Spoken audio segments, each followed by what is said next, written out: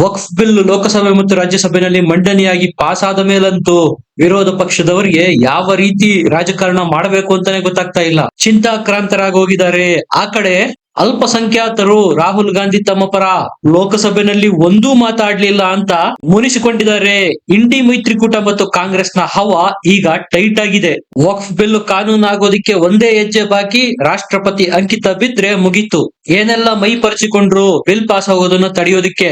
ಅಸಾದುದ್ದೀನ್ ಓವೈಸಿ ಅವರಂತೂ ವ್ಯರ್ಥ ಪ್ರಲಾಪ ಮಾಡಿದ್ರು, ಇಲ್ಲಾಜಿಕಲ್ ಆರ್ಗ್ಯುಮೆಂಟ್ ಮಾಡಿದ್ರು. ಅದ್ಯಾವುದು ಕೈ ಹಿಡಿಲಿಲ್ಲ. ರಾಹುಲ್ ಗಾಂಧಿ ಅವರು ಬುದ್ಧಿವಂತರು, ಇದರ ಮೇಲೆ ಮಾತಾಡೋದಕ್ಕೆ ಬರಲಿಲ್ಲ. ಒಂದು ವೇಳೆ ರಾಹುಲ್ ಗಾಂಧಿ ಅವರು ಮಾತಾಡಿದ್ರು ಏನ್ ಹೇಳ್ಬೋದಾಗಿತ್ತು? ಮತ್ತದೇ ರಾಗ ಅದೇ ಹಾಡು. ವಿಷಯ ಯಾವುದೇ ಇರಲಿ, ಅದಾನಿ ಅಂಬಾನಿ ಕ್ಯಾಸ್ಟ್ ಸೆನ್ಸಸ್ ಅಲ್ಪಸಂಖ್ಯಾತರಿಗೆ ಅನ್ಯಾಯ ಆಗುತ್ತೆ. ಇಂಥವರಿಂದ ಏನನ್ನು ಎಕ್ಸ್ಪೆಕ್ಟ್ ಮಾಡೋಕೆ ಸಾಧ್ಯ? ಅಸದುದ್ದೀನ್ ಓವೈಸಿ ಕೊಟ್ಟ ಒಬ್ಬಂಟಿ ಹೋರಾಟ ಕೊನೆಗೂ ಕೈ ಹಿಡಿಲಿಲ್ಲ. ಈಗ ಕಟ್ಟ ಕಡೆಯ ಪ್ರಯತ್ನ ಅನ್ನುವಂತೆ ಓಡೋಡಿ ಹೋಗಿ ಸುಪ್ರೀಂ ಕೋರ್ಟ್ ಕದ ತಟ್ಟಿದ್ದಾರೆ ಓವೈಸಿ ಕಾಂಗ್ರೆಸ್ ಪಕ್ಷದವರು. ಈ ಬಿಲ್ಗೆ ವಿರುದ್ಧವಾಗಿ all India Muslim personal law board ಸಹ ಸುಪ್ರೀಂ ಕೋರ್ಟ್ ಗೆ ಹೋಗೋದಾಗಿ ತಿಳಿಸಿದೆ. ಈಗ ಹೇಳೋ ಮುಖ್ಯ ಪ್ರಶ್ನೆ ಏನಪ್ಪಾ ಅಂದ್ರೆ, ಕಾನೂನನ್ನ ಮಾಡಿರೋದು ಲೋಕಸಭೆ ರಾಜ್ಯಸಭೆಯಲ್ಲಿ ಬಿಲ್ ಪಾಸ್ ಆಗೋ ಮೂಲಕ. ಈಗ ಇದನ್ನ ಸುಪ್ರೀಂ ಕೋರ್ಟ್ ಅಲ್ಲಿ ಯಾಕೆ ಪ್ರಶ್ನೆ ಮಾಡಲಾಗ್ತಾ ಇದೆ? ಸುಪ್ರೀಂ ಕೋರ್ಟ್ ಏನಾದ್ರೂ ಕೊಕ್ಕೆ ಹಾಕುತ್ತಾ? ಏನಾಗಬಹುದು? ಸುಪ್ರೀಂ ಕೋರ್ಟ್ ಗೆ ಸಂಸತ್ತು ಮಾಡಿರ್ತಕ್ಕಂಥ ಕಾನೂನನ್ನು ತಡೆಯುವ ಅಧಿಕಾರ ಇದೆಯಾ? ರದ್ದು ಮಾಡಬಹುದಾ? ಸುಪ್ರೀಂ ಕೋರ್ಟ್ ಗೆ ಹೋಗಿ ಖುದ್ದು ಅಸಾದುದ್ದೀನ್ ಓವೈಸಿ ಅವರೇ ಯಾಕೆ ಅಡಕತ್ರಿಯಲ್ಲಿ ಸಿಲುಕಿ ಹಾಕಿಕೊಂಡ್ರು? ಓವೈಸಿಯ ಆ 8 ಸೆಕೆಂಡ್ಗಳ ವಿಡಿಯೋದಲ್ಲಿ ಏನಿದೆ ಎಲ್ಲದರ ಬಗ್ಗೆ ಮಾಹಿತಿ ಕೊಡ್ತೀನಿ. ದಯಮಾಡಿ ಚಾನಲ್ ನ ಸಬ್ಸ್ಕ್ರೈಬ್ ಮಾಡಿ, ಲೈಕ್ ಮಾಡಿ. ಏನು ದುರಾದೃಷ್ಟ ನೋಡಿ, ಬಹುಮತದಿಂದ ಪಾಸ್ ಆಗಿರೋ ಬಿಲ್ ಬಗ್ಗೆ ವಿವಾದ ಏಳಿಸ್ತಾ ಇದ್ದಾರೆ. ವಕ್ಫ್ ಬಗ್ಗೆ ನಮ್ಮ ಸಂವಿಧಾನದಲ್ಲಿ ಒಂದೇ ಒಂದು ಶಬ್ದನೂ ಇಲ್ಲ. ಅನ್ಕಾನ್ಸ್ಟಿಟ್ಯೂಷನ್ ಆಗ್ಬಿಡುತ್ತಂತೆ ನೋಡಿ. ಕಾಂಗ್ರೆಸ್ ಸೇರಿದಂತೆ ಇಂಡಿ ಮೈತ್ರಿಕೂಟದ ಅಂಗಪಕ್ಷಗಳು ದೇಶಾದ್ಯಂತ ರಸ್ತೆಗಿಳಿದು ಹೋರಾಟ ಮಾಡೋದಾಗಿ ಬೆದರಿಕೆ ಕೊಡ್ತಾ ಇದ್ದಾರೆ. ವಕ್ಫ್ ಬಿಲ್ ಗೆ ವಿರುದ್ಧವಾಗಿ ವೋಟ್ ಮಾಡಿದಂತಹ 234 ಜನ ಸಂಸದರನ್ನ ಹಿಂದೂಗಳು ನೆನಪಿಟ್ಟುಕೊಳ್ಳಬೇಕು. ಮುಂದಿನ ಲೋಕಸಭಾ ಚುನಾವಣೆಯಲ್ಲಿ ಇವರಿಗೆ ಪಾಠ ಕಲಿಸಬೇಕು. ಇವರಿಗೆ ಹಿಂದೂಗಳ ಆಸ್ತಿ ಪಾಸ್ತಿ ಏನಾದ್ರೂ ಹಾಳಾಗಿ ಹೋಗ್ಲಿ, ವಕ್ಫ್ ಬಿಲ್ ನಲ್ಲಿರ್ತಕ್ಕಂತಹ ಆರ್ಟಿಕಲ್ 40ನ ಬಳಸಿಕೊಂಡು ಆಸ್ತಿಗಳನ್ನ ಕಬ್ಜಾ ಮಾಡಿಟ್ಟುಕೊಳ್ಳಬಹುದು. ಇದೆಲ್ಲವನ್ನ ಜನ ಗಮನಿಸ್ತಾ ಇದ್ದಾರೆ. ಇಷ್ಟು ದಿವಸ ಕಾಂಗ್ರೆಸ್ ಮತ್ತು ಇಂಡಿ ಮೈತ್ರಿಕೂಟದವರು ಮೂರ್ಖರನ್ನಾಗಿಸಿದ್ರು. ಬಿಲ್ ಪಾಸ್ ಆಗೋದಕ್ಕೆ ವಿರುದ್ಧವಾಗಿ 2 ಸದನಗಳಲ್ಲಿ ವೋಟಿಂಗ್ ಮಾಡಿದ್ದಲ್ದೆ ರೋಡಿಗಿಳಿದು ಪ್ರತಿಭಟನೆ ಸಹ ಮಾಡ್ತಾರಂತೆ. ಇದು ಒಂದು ಸಮುದಾಯನ ತುಷ್ಟೀಕರಣ ಮಾಡ್ತಾ ಇರೋದಲ್ದೆ ಮತ್ತೇನು? ಕಾಂಗ್ರೆಸ್ ನಾಯಕ ಜಯರಾಮ್ ರಮೇಶ್ ಅವರು ಈಗ ಆಲ್ರೆಡಿ ಹೇಳ್ಬಿಟ್ಟಿದ್ದಾರೆ, ನಾವು ಸುಪ್ರೀಂ ಕೋರ್ಟ್ ಗೆ ಹೋಗುವುದಾಗಿ. ಈ ಹಿಂದೆ ಕಾಂಗ್ರೆಸ್ನವರು ಸಿಎಎ ವಿರುದ್ಧವಾಗಿ ಸಹ ಸುಪ್ರೀಂ ಕೋರ್ಟ್ ಗೆ ಹೋಗಿದ್ದಾರೆ. ಪ್ಲೇಸಸ್ ಆಫ್ ವರ್ಷಿಪ್ ಆಕ್ಟ್, ಪೂಜನೀಯ ಸ್ಥಳಗಳ ಕಾಯ್ದೆ, ಇದರ ವಿರುದ್ಧ ಸಹ ಕಾಂಗ್ರೆಸ್ ಸುಪ್ರೀಂ ಕೋರ್ಟ್ ಹೋಗಿದೆ. ಈಗ ವಕ್ಫ್ ವಿರುದ್ಧ ಸಹ ಸುಪ್ರೀಂ ಕೋರ್ಟ್ ಗೆ ಹೋಗ್ತಾ ಇದೆ. ಒಟ್ಟಾರೆ ಕಾಂಗ್ರೆಸ್ ನ ಮನಸ್ಥಿತಿ ಏನು? ಎಲ್ಲೆಲ್ಲಿ ಹಿಂದೂಗಳ ಹಿತರಕ್ಷಣೆಯನ್ನು ಮಾಡಲಾಗುತ್ತೋ ಅಲ್ಲೆಲ್ಲ ಕೊಕ್ಕೆ ಹಾಕುವ ಪ್ರಯತ್ನ. ಇಷ್ಟೆಲ್ಲ ಡ್ರಾಮಾ ಮಾಡಿರೋ ಜಯರಾಮ್ ರಮೇಶ್ ಅವರು ಸುಪ್ರೀಂ ಕೋರ್ಟ್ ಗೆ ಕಳಿಸಿರೋದಾದ್ರೂ ಯಾರನ್ನ? ಕಾಂಗ್ರೆಸ್ನ ಒಬ್ಬ ಸಂಸದ ಮೊಹಮ್ಮದ್ ಜಾವೇದ್. ಕಾಂಗ್ರೆಸ್ನ ಅಧ್ಯಕ್ಷರು ಸುಪ್ರೀಂ ಕೋರ್ಟ್ ಹೋಗಿಲ್ಲ, ರಾಹುಲ್ ಗಾಂಧಿನೂ ಹೋಗಿಲ್ಲ, ಕೈನ ಯಾವೊಬ್ಬ ದೊಡ್ಡ ನಾಯಕರು ಸುಪ್ರೀಂ ಕೋರ್ಟ್ ಗೆ ಹೋಗಿಲ್ಲ. ಅವರು ಕಳಿಸಿದ್ದು ಯಾರನ್ನ? ಒಬ್ಬ ಸಂಸದ ಮೊಹಮ್ಮದ್ ಜಾವೇದ್ರನ್ನ. ವಕ್ಫ್ ಬಿಲ್ ಸಂವಿಧಾನಕ್ಕೆ ವಿರೋಧವಾಗಿದೆ, ಇದನ್ನು ರದ್ದು ಮಾಡಬೇಕು ಅಂತ ಸುಪ್ರೀಂ ಕೋರ್ಟ್ ನಲ್ಲಿ ಮನವಿ ಸಲ್ಲಿಸಿದ್ದಾರೆ.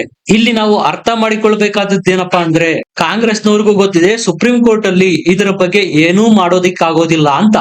ಆದ್ರೆ ನಾವು ಮುಸಲ್ಮಾನರ ಅಲ್ಪಸಂಖ್ಯಾತರ ರಕ್ಷಣೆಗೆ ಕಟಿಬದ್ಧವಾಗಿದ್ದೀವಿ ಅಂತ ಪೋಸ್ ಕೊಡೋದು, ಅಲ್ಪಸಂಖ್ಯಾತರ ರಕ್ಷಣೆ ಮಾಡ್ತಾ ಇದೀವಿ ಅನ್ನುವ ಪೊಲಿಟಿಕಲ್ ಸ್ಟಂಟ್. ಜಯರಾಮ್ ರಮೇಶ್ ಅವ್ರೇನ್ ಹೇಳ್ತಾರೆ, ವಕ್ಫ್ ಬಿಲ್ ಲೋಕಸಭೆಯಲ್ಲಿ ಪಾಸ್ ಆಗಿರೋದು 288 ವರ್ಸಸ್ 234 ಅಂತರದಲ್ಲಿ.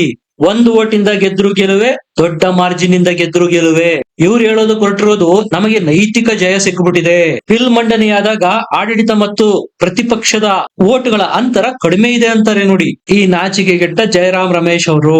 ವಕ್ಫ್ ಬಿಲ್ ಅಸಂವೈಧಾನಿಕ ಅನ್ನೋರು ಸಂವಿಧಾನದಲ್ಲಿ ಎಲ್ಲಿದೆ ವಕ್ಫ್ ಬಗ್ಗೆ ಉಲ್ಲೇಖ ತೋರಿಸಿ ಅಂದ್ರೆ ಪೆನ್ನು ತೋರಿಸಿ ಓಡಿ ಹೋಗ್ತಾರೆ. ಓವೈಸಿ ಮಾಡಿದಂತಹ ಒಂದು ನಾಚಿಕೆಗೇಡಿನ ಕೆಲಸ ಈಗ ದೇಶಾದ್ಯಂತ ವೈರಲ್ ಆಗ್ತಾ ಇದೆ. तो महात्मा गांधी ने क्या किया? उन्होंने उस कानून को फाड़ दिया, तो मैं गांधी की तरह इस कानून को फाड़ता हूं. ये अनकॉन्स्टिट्यूशनल है सर. ಮಾತೆತ್ತಿದ್ರೆ ಸಂವಿಧಾನನ ರಕ್ಷಣೆ ಮಾಡೋದಕ್ಕೆ ಇರೋದು ನಾವು ಅಂತ ಉದ್ದುದ್ದ ಭಾಷಣ ಬಿಗಿಯೋ ಇವರು ಸಂಸತ್ತಿನಲ್ಲಿ ನಿಂತು ಸಂಸತ್ತೇ ಪಾಸ್ ಮಾಡಿದಂತಹ ವಕ್ಫ್ ಬಿಲ್ ಅನ್ನ ಹರಿದು ಹಾಕ್ತಾರೆ. ಒಬ್ಬ ಜವಾಬ್ದಾರಿಯುತ ಸಂಸದರಾಗಿ ಮಾಡೋ ಕೆಲಸನ ಇದು. ಈ ಬಿಲ್ ಸಂವಿಧಾನಕ್ಕೆ ವಿರುದ್ಧವಾಗಿದೆ, ಗಾಂಧಿ ರೀತಿ ಇದನ್ನು ನಾನು ಹರಿದು ಹಾಕ್ತೀನಿ ಅಂತ ಬಿಲ್ ನ ಅರಿದು ಹಾಕ್ತಾರೆ. ಏನ್ ಅನ್ಯಾಯ ಆಗಿದೆ ಬಾಯಿ ಬಿಟ್ಟು ಹೇಳಿ ಅಂದ್ರೆ ಗೋಲ್ ಪೋಸ್ಟ್ ಚೇಂಜ್ ಮಾಡಿ ಮಾತಾಡೋದು. ವಕ್ಫ್ ಬೈ ಯೂಸರ್ ಪ್ರಾವಿಧಾನ್ಯತೆನ ಕಿತ್ತು ಹಾಕಿದ್ದೆ ಇವರ ಸಂಕಷ್ಟಕ್ಕೆ ಕಾರಣ ಆಗಿರೋದು. ಇನ್ನು ಮುಂದೆ ಕಂಡ ಆಸ್ತಿಗಳ ಮೇಲೆ ಜಮೀನಿಗೆ ಬೇಲಿ ಹಾಕೋದಕ್ಕೆ ಆಗಲ್ಲ. ಕೋರ್ಟ್ ಅಲ್ಲಿ ಪ್ರಶ್ನೆ ಮಾಡ್ತಾರೆ, ಕಾಗದ ಪತ್ರ ತೋರಿಸಿ ಅಂತ ಕೋರ್ಟ್ ಕೇಳುತ್ತೆ. ಆರ್ಟಿಕಲ್ 40ನ ಕಿತ್ತೆಸೆದಿರೋದ್ರಿಂದ ವಕ್ಫ್ ಬೋರ್ಡ್ ಈಗ ವಕ್ಫ್ ಅಲ್ಲು ಕಿತ್ತ ಹಾವಿನಂತಾಗಿದೆ.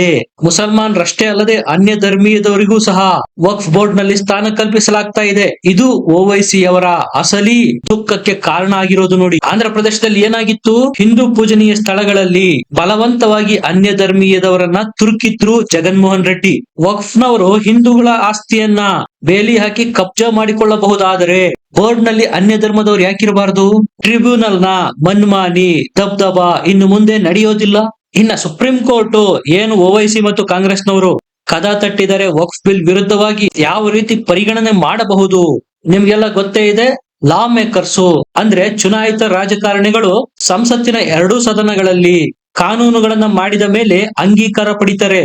ಬಹುಮತದಿಂದ ಪಾಸ್ ಆದ ನಂತರ ರಾಷ್ಟ್ರಪತಿ ಅಂಕಿತ ಬಿದ್ದ ಮೇಲೆ ಅದು ಲಾ ಆಗುತ್ತೆ. ಅಂತ ಕಾನೂನನ್ನ ಸುಪ್ರೀಂ ಕೋರ್ಟ್ ನಲ್ಲಿ ಪ್ರಶ್ನೆ ಮಾಡಬಹುದು. ಸುಪ್ರೀಂ ಕೋರ್ಟ್ ಇಲ್ಲಿ ಏನ್ ಮಾಡುತ್ತೆ ಅಂದ್ರೆ ಆ ಲಾ ಮೇಕರ್ಸ್ ಮಾಡಿರ್ತಕ್ಕಂಥ ಕಾನೂನು ಕಾನ್ಸ್ಟಿಟ್ಯೂಷನ್ ನ ಪರಿಧಿಯ ಒಳಗಡೆ ಇದೆಯಾ ಅಥವಾ ಇದರಲ್ಲಿ ಏನಾದ್ರೂ ಅಸಂವೈಧಾನಿಕ ಅಂಶಗಳನ್ನು ಸೇರಿಸಲಾಗಿದೆಯಾ ಇದನ್ನ ಚೆಕ್ ಮಾಡುತ್ತೆ ಸುಪ್ರೀಂ ಕೋರ್ಟ್ ಅಷ್ಟೇ. ವಕ್ಫ್ ಬಿಲ್ ಸಾಂವೈಧಾನಿಕವಾಗಿದೆ ಅಂತ ಸುಪ್ರೀಂ ಕೋರ್ಟ್ ಗೆ ಮನವರಿಕೆ ಆಯ್ತು ಅಂದ್ರೆ ಈಗೇನ್ ಇವರೆಲ್ಲ ಅರ್ಜಿ ಹಾಕಿದರೆ ಅದನ್ನ ಕೈಗೆತ್ತಿಕೊಳ್ಳುವ ಮುಂಚೆನೆ ಸರ್ಕಾರ ಸಹ ಮಾಡಬಹುದು ಸುಪ್ರೀಂ ಕೋರ್ಟ್. ವಿರೋಧ ಪಕ್ಷದವರಾದ್ರೂ ಸುಪ್ರೀಂ ಕೋರ್ಟ್ ಅಲ್ಲಿ ಏನಂತ ಪ್ರಶ್ನೆ ಮಾಡಬಹುದು, ಮೈಲಾರ್ಡ್ ಮೋದಿ ಸರ್ಕಾರ ಪಾಸ್ ಮಾಡಿರ್ತಕ್ಕಂಥ ಈ ವಕ್ಫ್ ಬಿಲ್ ಕಾನ್ಸ್ಟಿಟ್ಯೂಷನ್ ಗೆ ವಿರುದ್ಧವಾಗಿದೆ ಅಂತ ಸುಪ್ರೀಂ ಕೋರ್ಟ್ ಅದನ್ನ ಚೆಕ್ ಮಾಡಿ ತೀರ್ಮಾನ ಕೊಡುತ್ತೆ. ನಿಜಕ್ಕೂ ಈ ಬಿಲ್ ನಲ್ಲಿ ಧಾರ್ಮಿಕ ಸ್ವಾತಂತ್ರ್ಯಕ್ಕೆ ಧಕ್ಕೆ ಬರುವ ಅಂಶಗಳೇನಾದ್ರೂ ಇದೆಯಾ? ಯಾಕಂದ್ರೆ ಸುಪ್ರೀಂ ಕೋರ್ಟ್ ನ ಸಂವಿಧಾನದ ಸಂರಕ್ಷಕ ಅಂತ ಕರೀತಾರೆ. ಯಾಕಂದ್ರೆ ಬಹುಮತ ಇದೆ ಅಂದ ಮಾತ್ರಕ್ಕೆ ಮನ್ಮಾನಿಯಿಂದ ಮನಸೋ ಇಚ್ಛೆ ಬೇಕಾಬಿಟ್ಟಿ ಕಾನೂನುಗಳನ್ನ ಮಾಡೋದಿಕ್ಕೆ ಬರೋದಿಲ್ಲ. ಸಂಸತ್ತಿಗೆ ಸಂವಿಧಾನನ ಬದಲಾವಣೆ ಮಾಡೋ ಅಧಿಕಾರ ಇದೆಯಲ್ಲ ಅಂತ ನೀವು ಕೇಳ್ಬೋದು. ಇದೆ, ಇಲ್ಲ ಅಂತ ಹೇಳಲ್ಲ. ಆದ್ರೆ ಅದು ಎಷ್ಟು ಮಾಡಬಹುದು? ಸಂವಿಧಾನದ ಮೂಲ ಉದ್ದೇಶಕ್ಕೆ ಧಕ್ಕೆಯಾಗದಂತೆ ಕಾಲಕ್ಕೆ ಬೇಕಾದಷ್ಟು ತಿದ್ದುಪಡಿಗಳನ್ನಷ್ಟೇ ಮಾಡಬಹುದು. ಸುಪ್ರೀಂ ಕೋರ್ಟ್ ಸಹ ನೋಡೋದು ಇದನ್ನಷ್ಟೇ. ಸೆಕ್ಷನ್ 13 ಅಂಡರ್ ನಲ್ಲಿ ಲಾ ಮೇಕರ್ಸ್ ಏನಾದರೂ ಸಂವಿಧಾನದ ಪರಿಧಿಯಿಂದ ಹೊರಗಡೆ ಈ ಕಾನೂನನ್ನು ಮಾಡಿದ್ದಾರೆ ಅಂತ ಅನ್ನಿಸಿದರೆ, ಸುಪ್ರೀಂ ಕೋರ್ಟ್ಗೆ ಅನ್ನಿಸಿದರೆ ಅದನ್ನ ರದ್ದು ಮಾಡುವ ಅಧಿಕಾರ ಸಹ ಸುಪ್ರೀಂ ಕೋರ್ಟ್ಗೆ ಇದೆ. ಈ ಅಧಿಕಾರ ಕೇವಲ ಸುಪ್ರೀಂ ಕೋರ್ಟ್ ಮತ್ತು ಹೈಕೋರ್ಟ್ ಗಳಿಗೆ ಇದೆ. 2023ರಲ್ಲೇ ಈ ಬಗ್ಗೆ ಸ್ಪಷ್ಟವಾಗಿ ಹೇಳಿದೆ ಸುಪ್ರೀಂ ಕೋರ್ಟ್. ಕಾನೂನುಗಳನ್ನ ರೂಪಿಸೋದು ಮಾಡೋದು ಶಾಸಕಾಂಗದ ಕಾರ್ಯ, ಅದರಲ್ಲಿ ನಾವು ಇಂಟರ್ಫಿಯರ್ ಆಗಲ್ಲ ಅಂತ.